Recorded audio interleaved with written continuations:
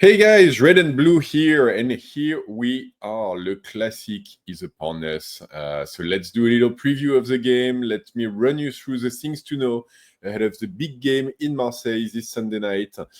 Starting with the current forms of the team. I'll just, go straight in.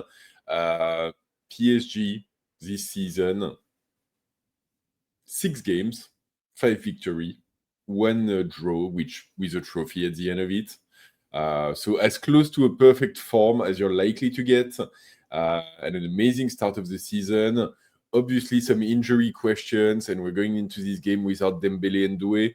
But the team has shown throughout the games that it's played, and in particular in the last one in the Champions League in Atalanta, that it can rise up to the occasion, that it works amazingly well, even with some players missing. And so we're going to Marseille, champions of Europe, champions of France, Super Cup winners, with a boatload of confidence and, a lot of certainty in terms of our game. Marseille, on the other end, that's where I'm laughing a little bit. So, a month ago, beginning of the season, is this a year for Marseille, the Champions Project, and what a great recruitment they did, and so on and so forth. So far this season, 5 game plays, 3 defeats, 2 wins. Champions Project. Well done, guys. And even in details, honestly, I was looking at some of the games, and I'm sorry.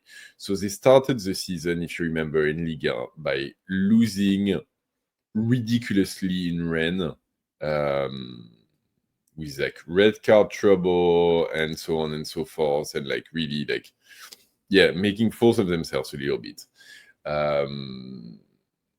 Then they played Paris FC at home, Paris FC being just, newly promoted team.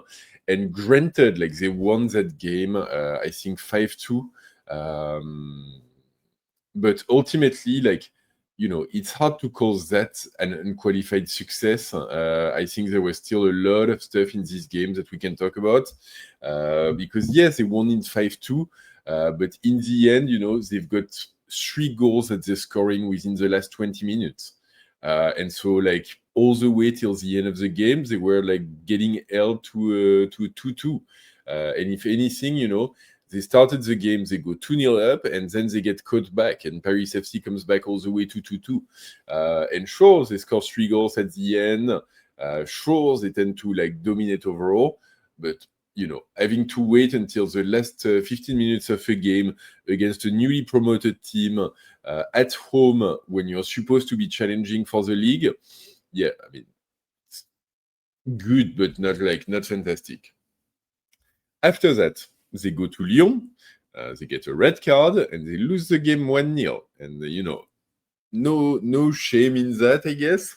But even before the red card, Lyon is dominating. And even before the red card, Lyon has the better opportunities.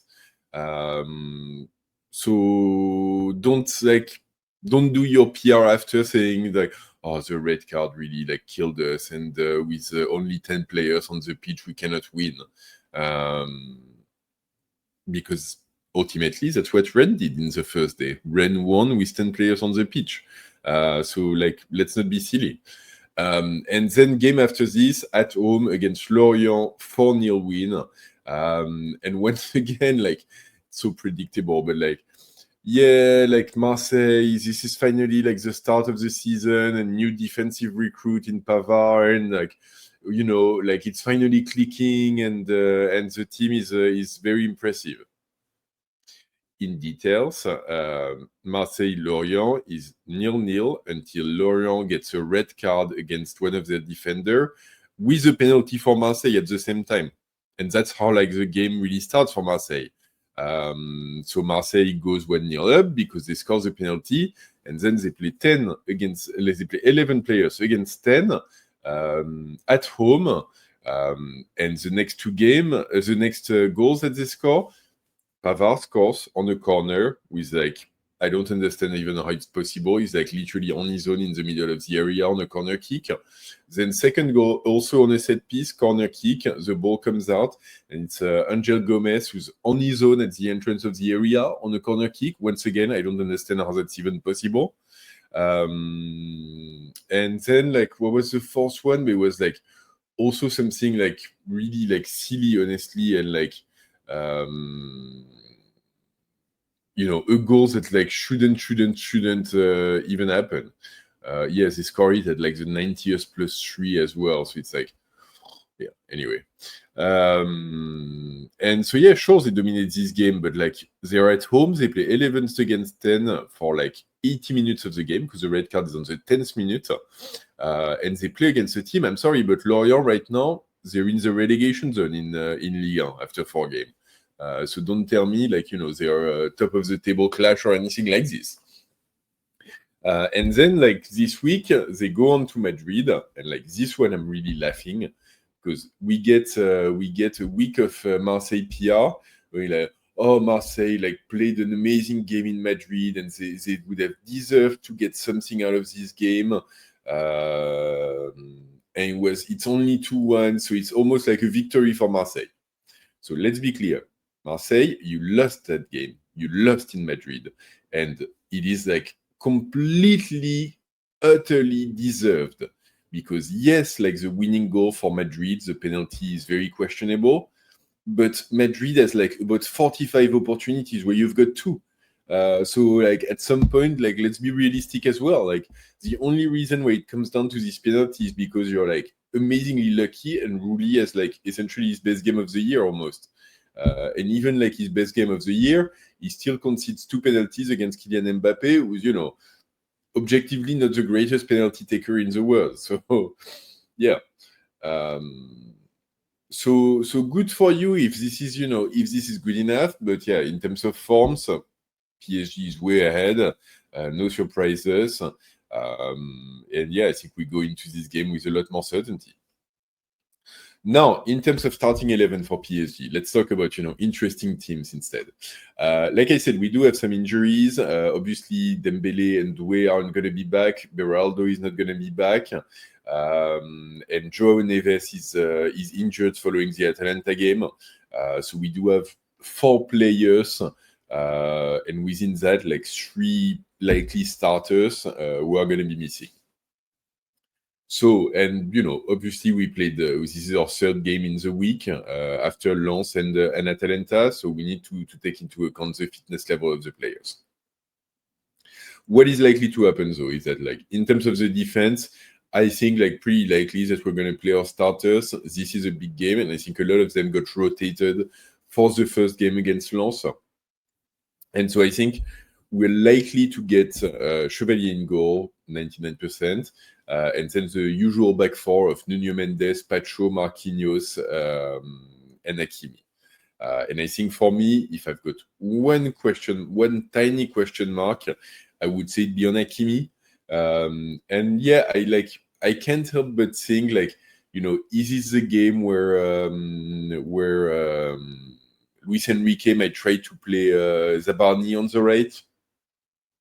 I don't know, maybe not for such a big game, but then again, like, playing like this huge, like, goal-gut of a football player in a game which is likely to get physical, honestly, it would make me giggle a little bit.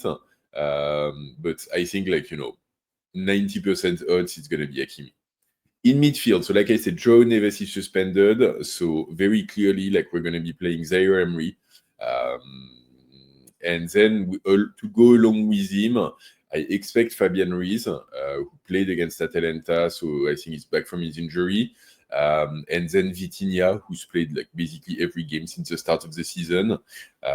So, strong midfield, not quite all of the usual starting 11, but really as close as it gets. And then in attack, I think that's where there's a bit of a question mark. A lot of people, myself included, so Luis Enrique playing Mayulu instead of Gonçalo Ramos against Atalanta as a way to really poke the Portuguese striker and really send him a message after like a very disappointing game that he had against Lens. And I think, Ramos ultimately like heard that message. I think probably took it in his teeth. He gets on the pitch as a sub against Atalanta and scores a goal. And he's had some good games, not last season, but the season before against Marseille. So I wouldn't be surprised to see him start and Luis Enrique give him another opportunity. And then the question mark for me will be like Barcola is likely to play on the left. He's, had a good season so far, penalty excluded, and he's on good form, so very likely to play. And then on the right, obviously we played Vara against Atalanta. I don't know how quickly he got pressed into service because it was a Champions League game. Because if you remember, like the game against Lens, he picked up a knock. There were some question marks. So is he going to start for this one? Is Luis Enrique going to rotate? If so, like Kangin Lee could play, Mbai could play. Something like this is possible. I think like I would give it good odds that Vara will start, but likely will get substituted before the end of the game. So that's what I've got in mind. So pretty like, basically as strong a team as can be. And then after this game, we've got 4 days off anyway to recuperate. So no reason not to use our strongest player, assuming they can play. Players to watch in this game, I think for me, I've got a couple. I think the first one, and I really hope he shines and this is his game, is Ramos Zaire-Emery. I think he had a fantastic game against Lens. He's back on form. He's back doing good football. He's a TT, so he knows what the rivalry means against Marseille and the history of playing in one of those games. And so it's his opportunity. It's an opportunity to say hey, this kid Joao Neves is fantastic, but I can play. I can do it as well. I can be a real option into this midfield. And as a player who's homegrown and who's a Paris kid through and through, I'm going to take this rivalry and destroy it and tear it apart. And so that's really what I expect of him. That's really what I hope he produces. And yeah, I think, he's got all the cards on hand, so it's really up to him. And then the second player to watch, I talked about it briefly, but I think Gonçalo Ramos, it's always the same. He overperforms as a substitute coming on the pitch, and he underperforms when he starts the game. And enough is enough. He's getting his chances. He scored against Atalanta, so he's got some confidence. If he starts, he needs to end it. He needs to show that he can be a real option within this lineup, that we can trust him to start a game and to score goals and to contribute to the team.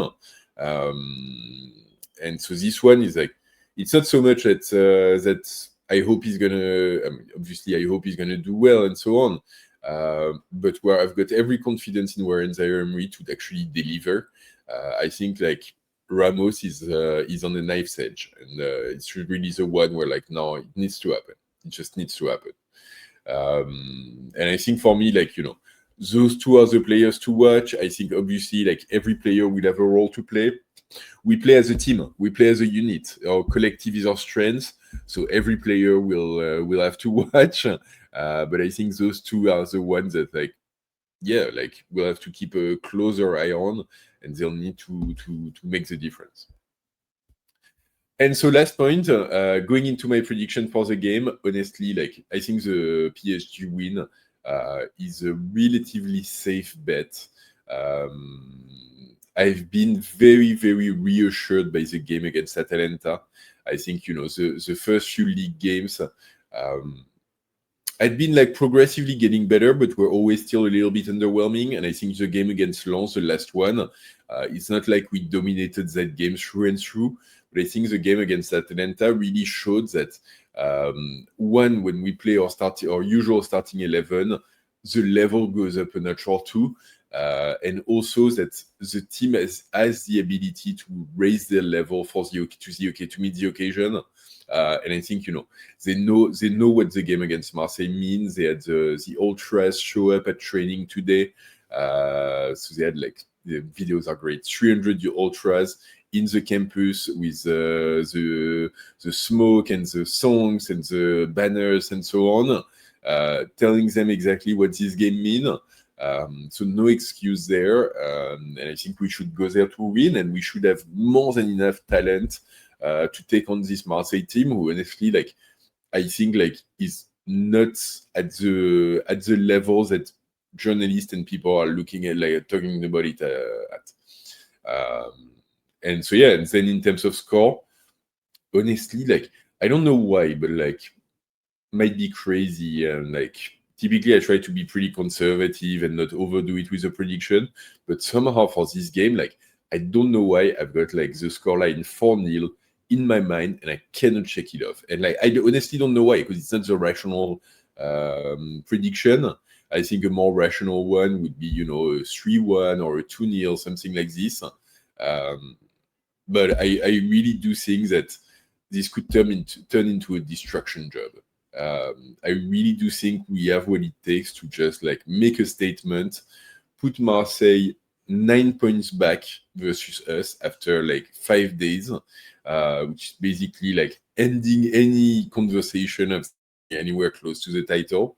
And I think we should do it with the manner. Dominate this game and just dominate, take it, stick them early on in the game.